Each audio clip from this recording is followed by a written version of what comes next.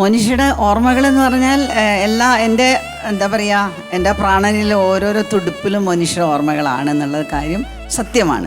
അതാണ് സത്യം. ഒരു ചെറിയ വയസ്സ് മുതൽ ഈ കുഞ്ഞു കുട്ടികളെ കാണുമ്പോൾ എനിക്ക് അതൊക്കെ ഓർമ്മ വരിക. ഈ ചെറിയ വയസ്സ് മുതലേ മോനിഷ ഒരു കലാകാരിയായിരുന്നു. അപ്പം നടത്തം കണ്ടാലേ അറിയാം ഇവളൊരു ഡാൻസറാണ്, കലാകാരിയാണ്.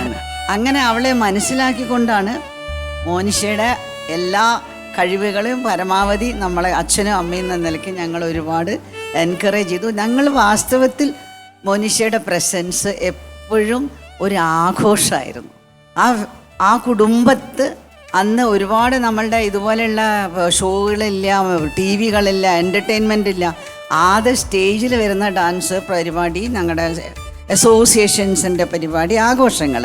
പക്ഷെ എന്നും വൈകുന്നേരം ആകുമ്പോൾ ക്ലാസ്സൊക്കെ വിട്ട് കഴിഞ്ഞാൽ ഓഫീസിൽ ഒന്ന് വിട്ട് ഞങ്ങളൊക്കെ വന്നു കഴിഞ്ഞാൽ ഞങ്ങളുടെ ഡെയിലി എൻ്റർടൈൻമെൻറ്റ് മോനിഷയുടെ ഡാൻസും പാട്ടും അഭിനയമായിരുന്നു.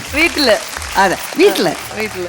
അപ്പം അന്നത്തെ കുറച്ച് പാട്ടുകൾ റേഡിയോയിലൊക്കെ അല്ലേ വരിക. പിന്നെ ടേപ്പ് റെക്കോർഡറിൽ നമ്മൾ റെക്കോർഡ് ചെയ്ത് വെക്കും. അവർ 3 വയസ്സിലൊക്കെ മോനിഷ ഭംഗിയായിട്ട് പാടിയിട്ട് ഒരു കൈകൊട്ടിക്കളിയൊക്കെ മുഴുവനും ചെയ്യുമായിരുന്നു.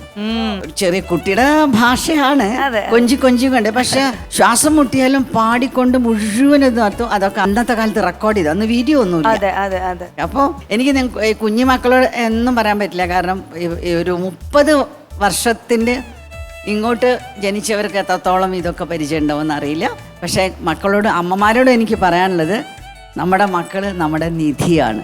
അതാണ് വലിയ നിധി. അപ്പം നിങ്ങളിവിടെ ചെയ്യണത് വളരെ വലിയ ഒരു കാര്യമാണ് ജീവിതത്തിൽ.